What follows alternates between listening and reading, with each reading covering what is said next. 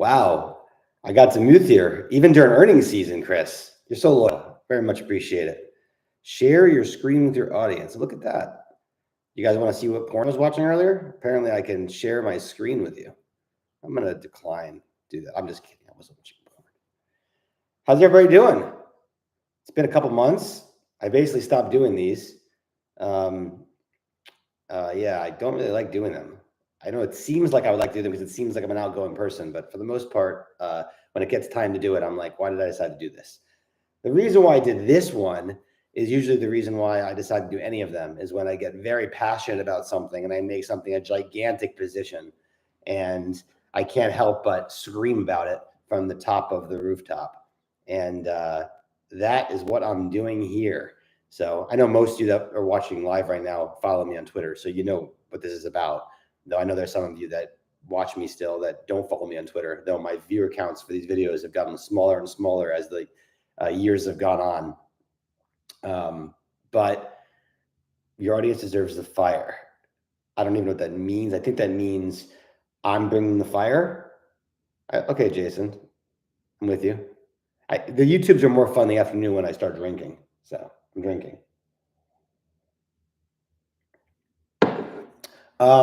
Let's talk about Endeavor, and then I'll give you an update on all the rest of my shitty stocks. But Endeavor, this name, this idea is pretty much my bread and butter. This is the kind of stuff I've been doing for the last few years. And I don't think any of them haven't worked. I think I'm batting 100% in these kinds of situations. Knock on wood. So what are these kind of situations? So basically, this is, well, I don't even know where to begin here. I can tell you what Endeavor is, and you probably can do this research on your own. I should start off by saying there's two VIC write-ups, one from December and one from a year and a half ago. That's not really that important, but you can read that one if you want to. The one from December is not behind a paywall anymore, or not paywall. There's no paywall in VIC, but not behind a login wall. And you can, and you should read that. And that'll give you a very general overview of what's going on here. But 2-minute recap. So Endeavor is a holding company controlled by Ari Emanuel, the guy that Entourage is based on. And it consists of like 3 or 4 very diverse businesses that they've acquired over the years. And the majority shareholder in Endeavor, besides the management team, which owns, I think, like, I'm making numbers up, like 10% or something of the company, is Silver Lake. And they own about 30% of the company, but they control the vote with a 70% voting power. So basically, Silver Lake and Ari Emanuel and Patrick, I forget what his last name is, control the company. Silver Lake truly has the vote, not Ari. And the biggest asset they have is UFC and WWE, which I think I used to own this a year ago. I know I owned it a year ago, but or 6 months ago, or 9 months ago, but I can't remember if I talked about it on YouTube. But the general idea why I liked it after they merged with WWE, and this is all relevant to the story, is that it reminded me very much of Dell. And when Dell had 80% of VMW, and we just had to wait 2 years, and they would spin out the shares from Dell and create value. And Silver Lake was Michael Dell was the controlling shareholder, but Silver Lake was the private equity sponsor of Dell. But there's way more similarities now. So that was why I owned it 8 months ago, because of the discount to the parts. And it was just so cheap based on what TKO was trading at versus what the other assets were worth in the company. But I'm sorry, I'm so bad with noises, and I hear clinging in my kitchen, and it makes me very distracted. So that's why I'm stuttering and I'm looking backwards, wondering when the clicking and clinging is going to stop. The reason why this is similar to Dell is that for very long-term followers of mine, they know that I had a huge position in DVMT, which was the old VMW tracking stock. And This is a very similar situation. So in that situation, DVMT was trading at a huge discount. Sorry, I'm not looking at that. I'm just trying to turn off my notifications because people are texting me. And like I said, I get distracted really easily. In that situation, DVMT was trading a huge discount to what VMW was trading at. And I knew that Silver Lake and Dell could pay a premium to what DVMT was trading at and steal billions of dollars from DVMT holders. And that's exactly what they did. And it worked out just extraordinarily well for them. They made many, many billions of dollars, and they've cashed in on it because VMW has been sold to Broadcom, and they sold their Broadcom stock, presumably. So what's going on here? I'm all over the place here. Back in October, you can read all about this in the write-up, but I'm just going to be kind of brief. Back in October, Endeavor stock was getting hit, and it went from like 22 to 18. And the VIX speculates it's because Ari was talking about buying a stake in the PGA Tour or buying the PGA Tour. And the market was like, dude, you have all these assets. None of them make any sense together. You're not getting any value for the assets.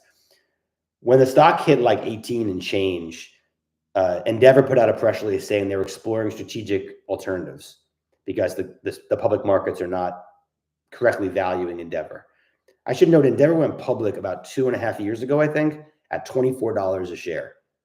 It's currently trading at $23.50.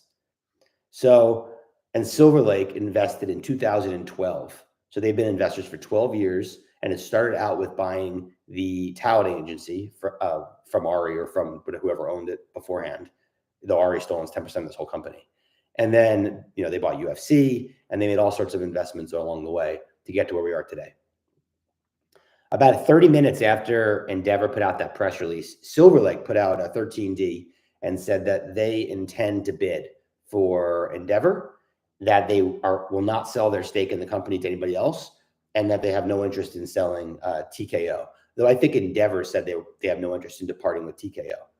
So guess what? All that means is that Silver Lake can bid because they own 70% of the company, or they control 70% of the company. So this is exactly like some of the other things I've done in the past with SHLX and other MLPs we've talked about, and CNR with Clayton, Dubilier, and Rice. Basically, when you have a situation where a majority holder has the vote and wants to acquire the rest of the stock, you have two different things that can happen. If you're an MLP, then you don't even need a shareholder vote. So you really can't steal the company. If you can get the special committee to agree to a shitty price, there's nothing that shareholders can do. They have to sell to the majority, the general partner, which is terrible. But every time we've been involved in those, we've made a lot of money because they always pay a 10 to 25% premium over where it's trading, before the bid, or either unaffected or before they actually announce the price. And it's worked every time. But in this situation, this is a C Corp. Whenever they bid, minority holders will get a vote in this situation. The special committee can't just say, just rubber stamp it. Further, Silver Lake lost $1 billion lawsuit just a year ago where they settled it for $1 billion. Them and Michael Dell over doing the DVMT process poorly. So they're very well equipped to know how this has to go to make sure that they dot their I's and they cross their T's. I'm not saying they're going to pay a huge amount of money, but what I am saying is that they're more likely to try to avoid a $1 billion or more judgment against them in the future. So where are we today? So I guess I can go through what happened over the months. So they did that at the end of October. The company put a press release out, and then there was the 13D. And people thought this would happen really quickly. I did not get involved in. I didn't buy anything. But it really piqued my interest because I knew the company and I knew the assets, and I thought that it would get done, and it would get done at a premium to the 22 or 23 or 24 was trading at in the after hours in the days that followed from the 13D. There's two things that happened. I think in December or in November, a website called Puck, which is a media like a specialty media website, very connected. They made some comment that whatever the bid's going to be, it won't be particularly lucrative to people that bought in the IPO or recently. That was just a throwaway line they said in there. We're talking back in November. And then in December, David Faber said that there's no bid coming soon. And if it comes, it's going to, not if it comes, but we should expect it to come by the end of January, or it could come by the end of January. I started buying this in the second week of January, beginning January, once I started freeing up a ton of margin from Alteryx. And this is how I view it. So, why don't I bring you up to date? So January comes and goes. There's no bid. We get the Netflix deal. So WWE signs a Netflix deal and TKO goes up like 10% or 15% from 77 to 87. And it was about 77, 78 back in October when they announced the process in the 13D. Endeavor goes to like 25 to 26, but then retreats to whatever, 24, 50, 25, something like that. Then a few days later, you have the Vince McMahon bombshell where he did some very, very bad things to a woman who knows how many other things he's done to other women. And immediately he gets pushed out of TKO. He's no longer involved in the company. TKO didn't really go down on this. It went down like $1 or something. So I'm just throwing out all the different things that could possibly have derailed this. But I think the Vince McMahon thing is really not material. I'll get back to that later, I guess. February comes. Nothing happens from a catalyst standpoint until 2 days ago, or just yesterday morning. I'm getting my days screwed up here. Just yesterday morning. What day is today? Wednesday? Yeah, sorry. Monday came, no deal. Stock went down a bunch. Then, there was a Bloomberg article in January, in the third week of January, that said that a bid was coming in the coming weeks, and Silver Lake will deliver the bid to the special committee, and then the special committee will hire advisors and analyze the bid. This is important because we're going to talk about the time frame and how this is all going to go down. On Monday, there was no deal. Some people thought there'd be a deal. I thought there'd be a deal, or at least a bid, given their earnings were on Wednesday morning and TKO's earnings were on Tuesday night. On Tuesday morning, yesterday morning, David Faber came on TV and said that there'll be no bid this week. There will be a bid coming. It won't be this week. It could be in March, or it might be in March. It's from people he trusts. He doesn't ever speak like that because his reporting is usually really solid anyway. So for him to say it's from people he trusts makes me think it's literally from Silver Lake or from Ari direct. And they wanted to get ahead of it because they wanted to get ahead of before the earnings were released and to calm the street that there is still a bid coming. Just relax, people. Nothing about price or anything like that. So the stock went up a bunch yesterday to 24.50, and TKO reports earnings. Those earnings were fine. That stock was down 3.5% today. There's a little messy with how to do with renewals of the raw stuff and all that. It doesn't matter. It's totally relevant to the story. TKO right now is 83 versus the 77 it was in October. And then this morning, Ari comes back on TV. Endeavor reports this morning, and I couldn't even begin to tell you. The numbers were fine, but it's not clean at all. And it's a complicated business with 4 different businesses.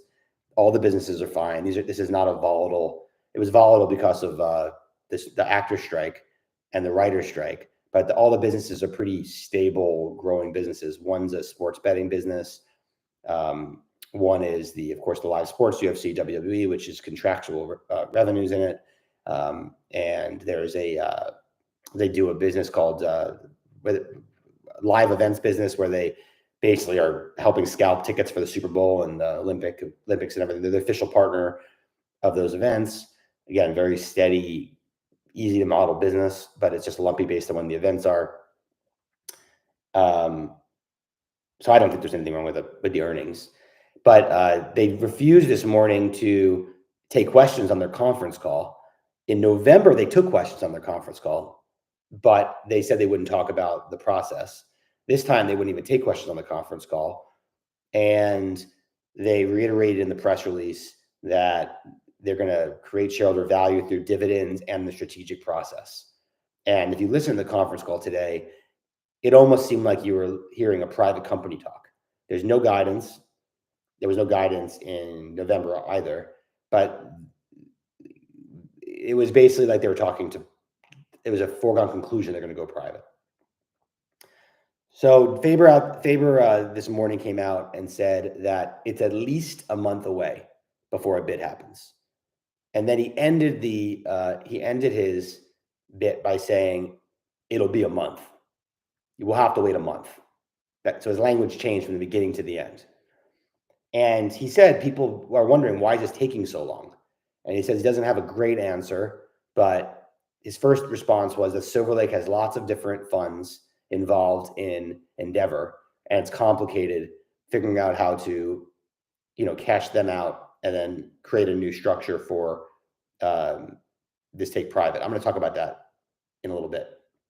The second thing he said was financing, and yesterday he talked about them selling some assets. There was another Puck article about 4 weeks ago that said the take private is going to happen, or it should happen, and they're not going to part with the agency or with TKO, but they might part with the live events business. They're going to sell some non-strategic assets to raise money for all of this. So the stock was like bidless all day today, just going down, down, down, and it recovered a little bit towards the end. And this is a big position for me. I'm back to my 100% delta adjusted position ways, because how strong this is very different than Alteryx. How very strongly I feel that there's not only a good chance, 95% chance that a deal happens, but that even if a deal doesn't happen, the break is not bad. So where should we start? So why don't we start with, why is it taking so long? Well, if you look at DVMT in January of 2018 issued the 13D, Silver Lake did, and Michael Dell, saying they were interested in looking at a transaction to acquire DVMT. And they didn't announce a deal until July. So it took over 5 months. And then that had to get bumped because the deal was crap. And it didn't get bumped until, I believe, November. So the whole thing took a very long time to get consummated, okay? So there's a chance here that Silver Lake is playing a two-stage process where they know they're going to have to bump, because if they don't bid enough, they're likely to attract an activist that has kind of a risk-free look at pressuring them to bump. And this is kind of what happened with DVMT and Carl Icahn and other hedge funds. So let's say tomorrow they bid 26. So I don't believe, personally, I don't believe there's any chance the initial bid is below 26. I just don't see it happening. I would just be floored, shocked if that happened. Now, again, it's different than Alteryx. This is not a competitive process. This isn't an auction. This is one bidder and one bidder only, a controlling shareholder who has to get a bid through the special committee. Special committee is filled with their friends, okay? So it's not that I think that they're going to be the ones that save us. What I do think helps us is this, and this is, I think, pretty important, is that when this transaction happens, many people at the Silver Lake funds and many people at Endeavor, including partners at Endeavor that own stock, they will be cashed out, okay? The way this is going to be structured is, because Silver Lake has been an investor for 12 years, this is kind of like a secondary transaction for a private equity firm. And it's going to have a whole new mark and a whole new fund that invests in this, with people having the right to roll over from the previous funds. Now, because people are going to be cashed out, and because, like I said, some management and employees in Endeavor will be cashed out, many will roll. I'm sure Ari's going to roll a lot, maybe all. I'm sure many will roll, but not all will roll. So this transaction has to be done at a fair enough value, because Silver Lake's not going to screw their LPs, and Endeavor's not going to screw their employees and their themselves. DVMT was not like this. Nobody owned DVMT. No employees owned DVMT. No LPs owned DVMT. No management owned DVMT. It was all just hedge funds and retail. It was a tracking stock that was part of EMC. So they didn't care about screwing them all over the place. And that's just not the case here. So that's the first reason why I don't think that we'll get screwed with price. The second reason why is the math works. Okay. If you read the last Vic write-up and you look at what the valuation is of all these companies combined, if you just use TKO at market, so you do not put a premium for a controlling stake in TKO, which you have to do in a take private transaction, you're buying the rest of Endeavor at below 5 times EBITDA. There was a note by UBS recently, or Deutsche Bank recently, that highlighted this. You don't have to listen to me talk about numbers. Just pull up the Vic write-up. Again, anyone can access this by just getting a free membership there. And they basically get to a $28 price at the bare minimum to get through the special committee. Now, I take some issue at how they arrived at that. They use 2026 numbers because WWE and UFC have step-ups in 25 and 26, but they don't really discount it, the fact that we're in 2024 right now. So it's kind of apples and oranges with trying to use comps of other sporting companies, but they're not providing a premium for TKO. And TKO was 77 then, and now it's 83, and they still got to that $28 price. I think their multiples on the parts of the businesses are pretty fair. The truth is, Silver Lake's going to pay the least amount they can pay, right? All these companies are the same, right? So most likely what happens is that they do some 10 or 15% premium to where it's been trading over the last 4 months. That part is easy for them because it's been in a very tight trading range, around 23.50 to 25, 24.50 the entire time, mostly around 24.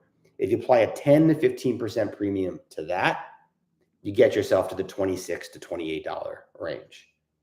Now, it definitely could be higher than that. I would be pretty shocked if it started with a 3 handle. I just don't think they have to pay that because the special committee can see where the stock's trading. They can see that nobody thinks it's being stolen because it's not trading above this level, right? No activist has got involved yet saying that we demand at least $30 a share or, we're going to vote no. So I think that all signs point to a very smooth process between the special committee and Silver Lake, given the stock has been so low vol in the last 5 months. It's much easier to negotiate when you have a situation like this. It's very similar almost to like SHLX or some of these MLP ideas where you just have to basically, everyone wins with a premium to where it's trading the day you announce the actual price. So how does Silver Lake accomplish this? There are 3 different things that could happen in the next, call it 6 weeks, okay? 1, we get a full-on deal. Okay, 2, we get a 13D from Silver Lake that says what their initial bid is, or a 13D from Silver Lake that says what their best and final bid is. And then 3, we just don't get either of those. It's all done behind closed doors, but we get a Bloomberg leak or a David Faber leak saying what they bid. Okay, I feel very strongly that one of those 3 things will happen. We're not going to be going into the end of April without any of those 3. One of those 3 things happening. I just don't know which one it's going to be. Okay, these articles are so weird because they make it sound like there's been no negotiations yet between the special committee and Silver Lake, and we're now, over 4 months into this, and presumably they started talking even before October, because if you read some of the old SEC filings of companies that are majority owners or have large stakes and they take private, the negotiations go on for months before the 13D hits. Usually the 13D hits as a best and final. Like if you can look at CNR with Clayton, Dubley, and Rice, they issued like the 13D and the best and final at the end of January, the first week of February. At that point, I think they had negotiations for 2 or 3 months before that. So it's not clear what the law is for when you should do this 13D. The purpose of the 13D is they want to market test it. So let's say tomorrow Silver Lake bid 25 and they said it was best and final. If the stock went to 25.50 and an activist came out, they would know they're not going to be able to get this done, right? It's trading above the offer, they won't get the vote, and they'll have to bump. So I would probably place like, I don't know, a 25% chance that once we get the best and final or the definitive deal, whichever one you want to call it, with this special committee, there will be a bump, a 1 in 4 chance. Because I think Silver Lake might give themselves some room to sweeten it, because they just want to get it done and they don't really care how it gets done. And if you offer 27 or 28 now, you don't want to have to pay another $1 or $2 on top of that. I would say 25% chance. I don't know how to really handicap it. If we get the 13D or the leak in 6 weeks, it might still take 2 months or 3 months from there even for the special committee and its advisors to negotiate with Silver Lake a definitive agreement. It's very strange to me because they've had 4 full months already. So timing here is important because that's how you figure out what your IRR is going to be if you buy the stock, right? And then it might take another 4 months to close because it's a controlled company and they have to file different forms for controlled company versus a non-controlled company. So you take 4 months to close plus 3 months for the special committee and its advisors to analyze, plus 6 weeks from today, that's 8.5 months, maybe even up to 9 months from today before this deal closes, possibly.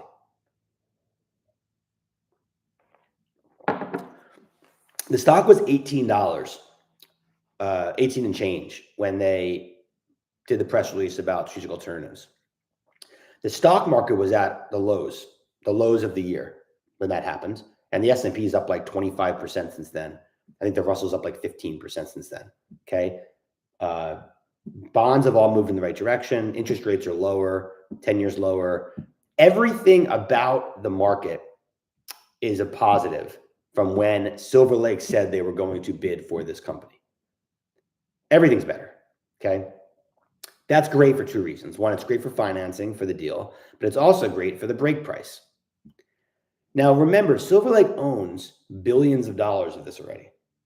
And there is a game plan to monetize this if they don't take it private. They will spin out the TKO portion, just like they did with Dell and BMW on the 2-year anniversary of the deal. Okay, it closed in September, so we still have another 19 or 18 months before that's ever going to happen. Okay, it's a while from now. I don't believe that break here is going to be very bad. I think that if this breaks, the only reason it breaks is that the special committee asked for way too much money. And Silver Lake couldn't make the math work on 32 or 33 or whatever that the special committee wanted, even though it's worth more than that price. This is probably worth right now today $35 a share. So if anything, Silver Lake paid less than $35, obviously they're going to make money off of it. And there's there's mechanisms in place for them to create more value from the 35 on. If that is the reason why it breaks, Silver Lake is our partner. They're not a third party here where they can just walk away and say bye. I am positive that Faber, most likely Faber, but it could be Bloomberg, would leak. The reason why the deal fell apart was because the special committee wanted 30 and Silver Lake bid 27 or some ridiculous, gap in a very high number. If you assume that, which I feel really confident about, then if break is on day one, 20 or 21, remember the stock was 18 and change in October and the market's up 25%. TKO's up 10%. If an article comes out that says that Silver Lake wanted to buy it all at 26 or 27 and the special committee wanted 33, is it really going to stay at 20 or 21 when there's a path for value creation by the same private equity firm that wanted to acquire it, right? They're in charge and they still have the same they're completely aligned with us. So I think break is more like 22, maybe even 23 within a few days or weeks of this breaking. But I was using 20 to 21 for like max pain threshold levels as I size it. So let's use 2050 since it's trading at 23.50, down $3. Okay, it's like 14 or 13% downside kind of thing. All right. On the upside, the least I think you'll get is 26 from 23.50, and I think you can get as much as 29 in a deal. And I would say like my likely outcome is 27, 27.50, 28, 27, 28 is my likely outcome. Okay. The IRRs, if you use 8 or 9 months out on 27, 28, 26 are fantastic. Okay.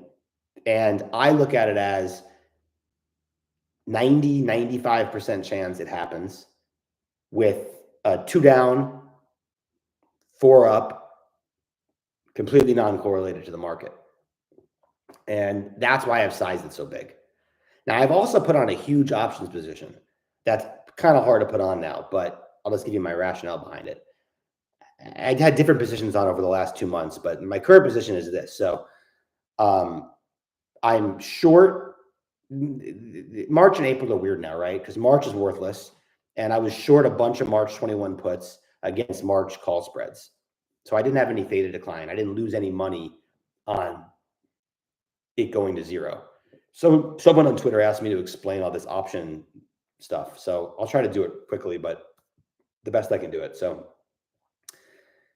theta decline means every day that goes by when you own options, if you're long options, you lose money. And it can happen more abruptly if, let's say, you own options for an earnings event. The next day after earnings are released, you're going to have a huge theta decline because there's no event anymore for those options, if those options are short-term options. So the way to compete theta decline is you sell puts and you buy calls or call spreads. And as the puts, they both decline in value together to zero as time goes on. I did that with March and I did that with April. And with April, I was short the 20 puts. With March, I was short the 21 puts. And I owned a ton of 24 and 25 long strikes, short 27, 28 call strikes. But I was short twice as many calls as I was long. But I had my common stock to offset that short call.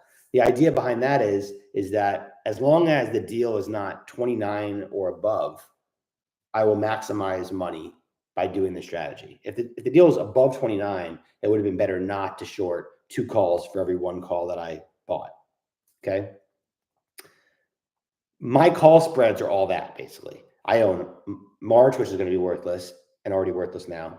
April, May, and August call spreads, all spreads. And I'm short twice as many calls as I am long calls. And I put these on Interactive Brokers as combos. So I didn't buy the call, then short the other calls. You know, I do it through combos. Again, if you're not a professional investor, you know what I'm talking about, don't do any of this. You shouldn't be taking any of this as advice. I'm just explaining how the position is. So most of my calls are 25 strike. I have some 24 strike, and I'm short a gazillion 27 strikes against. Because my thought process is we might be 8 months away from it closing. And I don't know where it's going to trade on all the different possibilities, right? Do they issue a 13D with a bid? Do they issue a final bid? Do they issue a deal? All this stuff might take time. So even if it's a $29 bid, it might only trade 28, right? 27.75 until the committee approves it. I don't know if it'll be a $29 bid. I'd be shocked. Okay. They want to pay as least as possible, and the committee is going to agree to whatever they come to together. My guess, like I said, is between 26 and 28. I don't even know where I just went with this. So most of my stock's common, and then I own these 1x2 call spreads against. After April, I'm not short any puts. So it's all April and March, and my April puts are 20 strike. So I never thought this would ever get below 20 anyway in a break. And that was why I was comfortable with selling those puts in pretty big size. These are not actionable today. Those puts are pretty much worthless. And the same thing as the March puts. I don't know what I would put on today if I was putting on options. I would try to look for something crafty to do a 1x2 call spread against common and try to hope for a $26, $27, $28 deal in the next 90 days. And that's kind of what I've been doing the last 3 days. This is nothing like MagnaChip. Like nothing like MagnaChip. So obviously my benefit of hindsight is 2020, but MagnaChip had a business that not only did I not understand, but was highly cyclical, that ended up getting cut off by its biggest customer because it tried to sell to the Chinese, wasn't being bought by a majority shareholder. It was being bought by Chinese, and every bidder was Chinese, and the Korean government and the US government says the Chinese can't buy it. So I'm still in MX2, by the way. Yeah, I have a 7% position still in this fucking thing. I still own it. Okay. But this is nothing like that. What makes this interesting is that this company is cheap. These businesses are valuable and they are worth more than it's trading at. So it's not some sort of shell game where, I use this as an example. I lost a lot of money on Zendesk, if you guys remember, 2 years ago. And Zendesk was rumored to be being purchased by 2 private equity firms. And I bought call spreads, a lot of them, and it blew up. And they ended up purchasing it, but at half the price that they were supposed to buy it at, months earlier. And the mistake I made there, and to an extent Alteryx, not as much because Alteryx was deep value software, was that Zendesk wasn't cheap. Zendesk was like 7, 8, 9 times sales and wasn't cheap on cash flow, wasn't cheap on EBIT, wasn't cheap on anything. It was a growth software company. And I just believed that it was okay to get involved in that because these are the multiples that people pay. And if this is what people pay, who am I to stop them from paying it? And then, of course, it blew up, revenue slowed, and they purchased it at a much lower multiple. This risk can't happen here, okay? The TKO revenues are contractual. There's no blowing up in TKO. They have contracts going out through, WWE now has contracts going out for the next 5 to 10 years, and UFC has a renewal in 2026. It's not coming up anytime soon, and it's going to be a great renewal, whatever it is. The other businesses are very stable and very boring. So these aren't cyclicals. We're not dependent on some sort of catalyst with, China or whatever. And it's just a different situation. Okay. I'm very comfortable with these businesses and I'm very comfortable with the valuations that we're paying for the businesses. So the MagnaChip thing couldn't have been a bigger clusterfuck. I mean, I also really got screwed. I mean, it should have closed, right? The company is now basically trading a worthless valuation. Clearly, CFIUS and Korea should have let the Chinese, Communist Party buy it at 29. It would have been better off for everybody, including the employees of MagnaChip. But, I don't know. Have you done this in the past? What might you call spreads? Any good stories? I definitely have. It's usually really hard to do for 2 reasons. One, usually there's not a lot of liquidity in the options volume. So it's hard to put on spreads like that in general. And 2, I don't have enough common to offset the short call. But I did it with SHLX. I was long like 35, not SHLX, another one of those MLPs. I did it with Boardwalk Partners, BWP, huge 1x2 spreads. That was after the bid though, after the price came out. So I've done it a lot. I've never done it like this in this size, but there's no way for me to get hurt here, to be clear. If the bid's 30 or 31, I'm covered completely with stock and I'll make a ridiculous amount of money, right? This was a mistake. Me doing these spreads would be a mistake if the bid is 29 or higher. At 28.50, that wasn't a mistake because I'm putting on 24 and 25 long, short 27, 1x2s. So it has to be between 29 and 30 and trading there then for it to be a mistake. I need to take a 1 second break. I need to go to the bathroom. Sorry, hold on.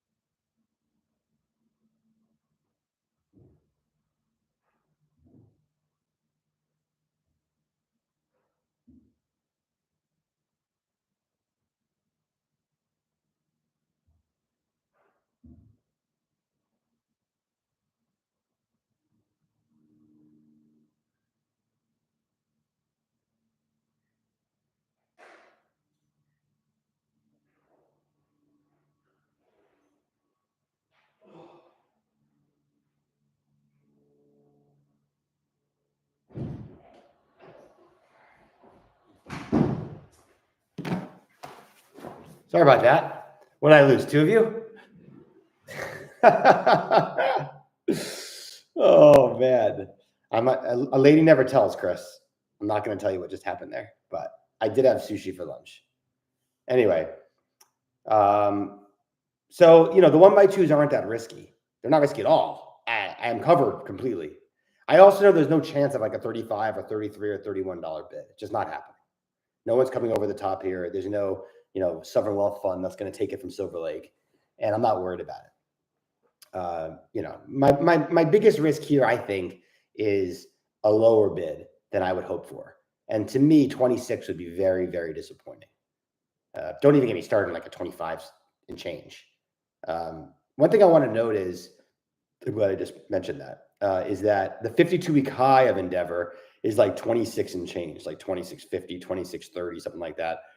I think that's a pretty interesting psychological point, and I can't imagine they would bid below that or agree to anything below that, because again, they're still in the company, so it really doesn't matter what they pay. If they pay an extra buck or two. Whew. Did I cover everything? I'm exhausted. I know it seems like halftime, right? Someone asked if the capital structure of TKO and EDR is complicating this. No, TKO is not going to be touched, and they have no say in the matter. And I don't believe that that's an issue at all. I find it just unbelievably bullish that they refused to take questions on the conference call after they took them in November.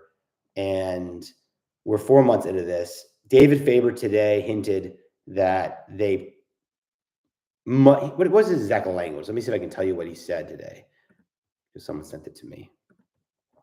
This is what he said. Quote, this is David Faber. This is taking a long time for Silver Lake to make the bid. Will be at least another month before said bid is made. Doesn't mean they will reach a deal, although one would expect they have some sense where they want to be on price. Hearing that number of Silver Lake funds have invested at different levels at different parts of cap structure at various entities associated. And then there is some question of some litigations coming up in April, financing, etc. They still expect it, but it will be another month. Oh, regarding the litigations, someone brought this up to me over the last few months. I think this is a total nothing burger. UFC has a antitrust lawsuit that's happening, and it was brought up on the TKO call, and they heavily insinuated that they are going to settle this in mediation. It's never going to go to trial. But I strongly believe that we're not waiting around for Silver Lake to see whether or not UFC loses at trial in this litigation. I think that this has been known for many, many months, even before the bid was lobbed in October, or the 13D was lobbed in October, saying they were going to bid. And I'm not worried about that litigation lawsuit. Also, regarding Vince McMahon, he's no longer with the company. I was worried that might affect the Netflix deal. It won't. Netflix already said it wouldn't a few days after the fact. And the most liability the company could possibly have is in the tens of millions of dollars.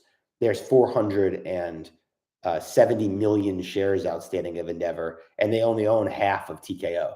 So if there was a $900 million hit based on Vince McMahon, it would be worth $1 a share pre-tax to Endeavor.